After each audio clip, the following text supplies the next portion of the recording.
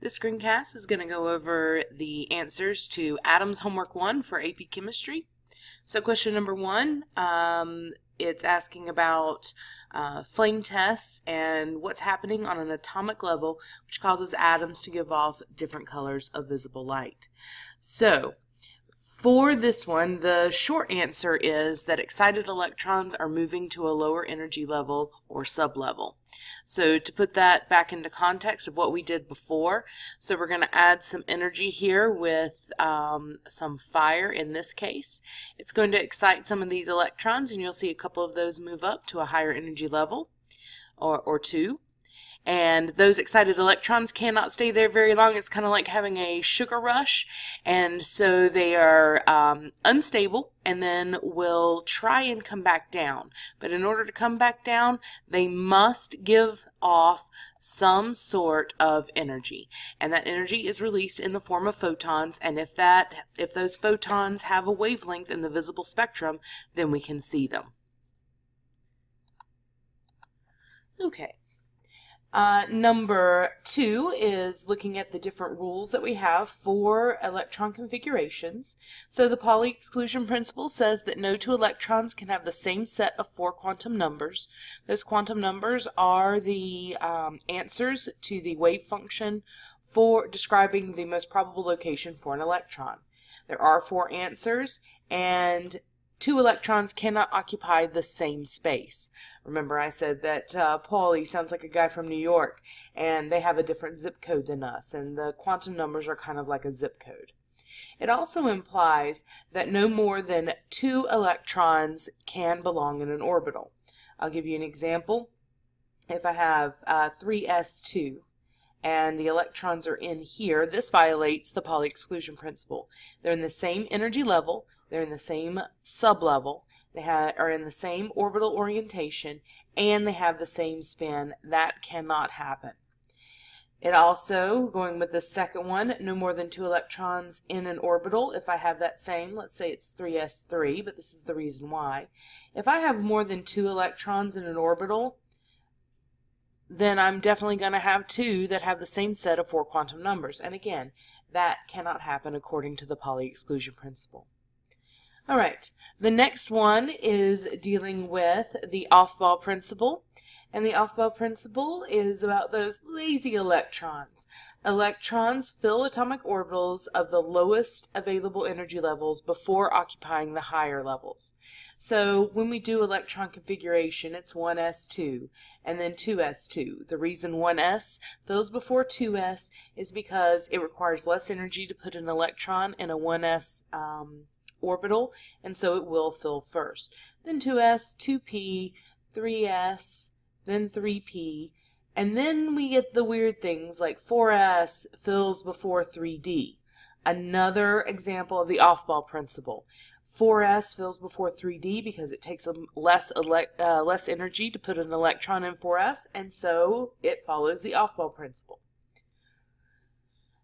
The next one has to deal with Hund's rule. And Hund's rule says that in p, d, and f sublevels, each orbital is half filled before any are filled completely. So for this one, that's why you have, let's see, 2p6, you have 3 orbital orientations, and the electrons are going to fill with parallel spins each orbital halfway before any of them fill completely. So anytime you're working with p, d, or f sublevels, fill all the orbitals up halfway with an up arrow, and then come back to fill in the down arrows. So this maximizes, Hund's rule also maximizes the number of unpaired electrons. And we can really see the unpaired electrons when we do these orbital diagrams. Okay, the next one is talking about electron configuration. And I did not want you to write in shorthand on these. We needed to practice it all the way out, and I wanted to see those orbital diagrams. The first one was just pretty much straight selenium. And this is what your orbital diagram should look like. Hund's rule comes into play here in this 4p4, so you'll see only this that first orbital is completely full, and then we have two unpaired electrons right there. Now, in order to do this in noble gas notation, just to remind you of what that looks like. Attention, please. If you are here and have not signed the book, please do so in the next few minutes. It is being taken up. Okay, so selenium is, the preceding noble gas for that is argon, and so we would put square brackets Ar, and then we're going to pick up where argon left off, and argon ends in 3p6, so it's going to pick up at 4s2, then 3d10, and then 4p4. And it really just serves to highlight those outer energy level electrons, or those valence electrons. All right, the next one is dealing with iron, and it's an ion. Now, in this case, you would just write what iron is and what its electron configuration is, and then you have to account for the electrons that are either being lost or gained. In this case, iron is losing 2 electrons. So if we just write iron as a neutral atom, you would have 3p6, 4s2, 3d6. But we have lost 2 electrons, so these are the 2 electrons that are lost. They always come from the outermost energy level. And remember, the big number is what tells us about the energy level. And so this is what its electron configuration would look like. Again, following Hund's rule here in 3d6.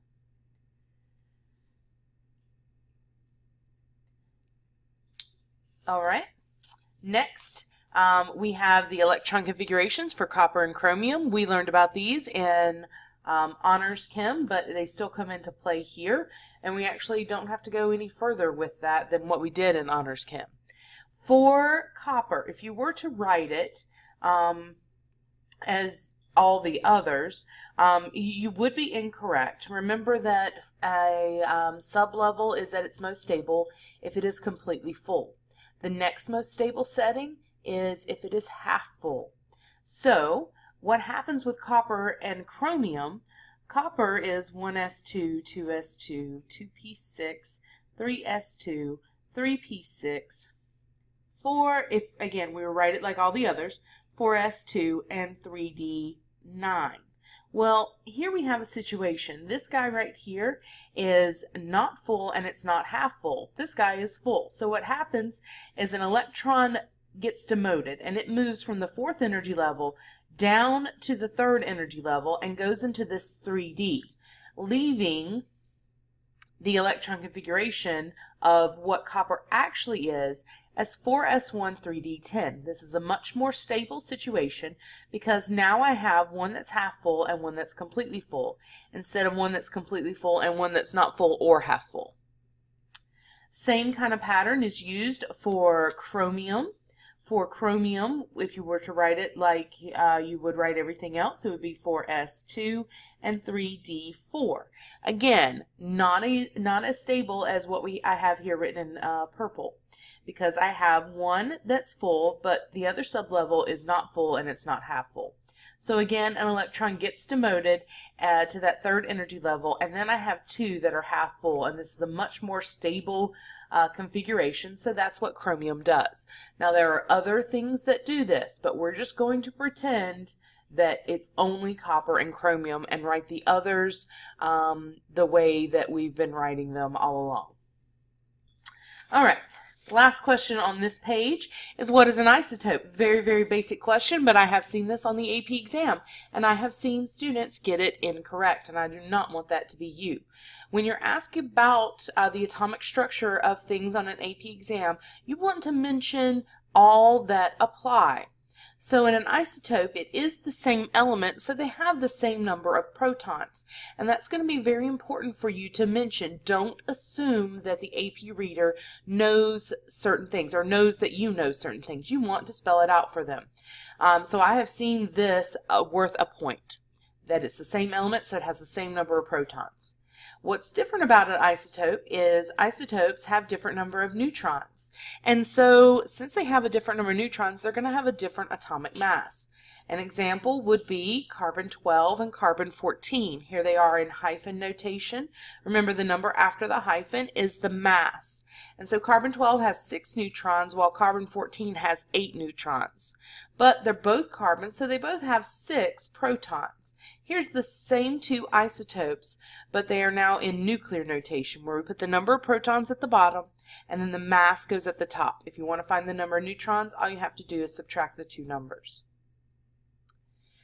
All right, for the other two on the next page, I have a video on the atomic theory and the development of atomic theory. If you did not watch that before doing this, you need to. You need to know about Thomson and his discovery of the electrons and what he thought about the model.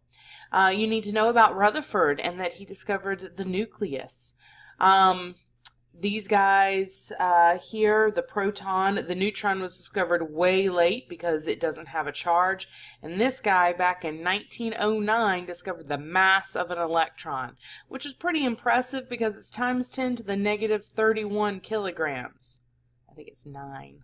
So that's a decimal point, 30 zeros, and then a 9. And that's measured in kilograms in 1909. We were still plowing fields with horses at that point in time. I've attached another video to this same assignment that goes over the quantum numbers, and that is from Honors Chem. So give that look at that so that you can have an idea when we talk about these orbitals and sublevels what we're actually saying.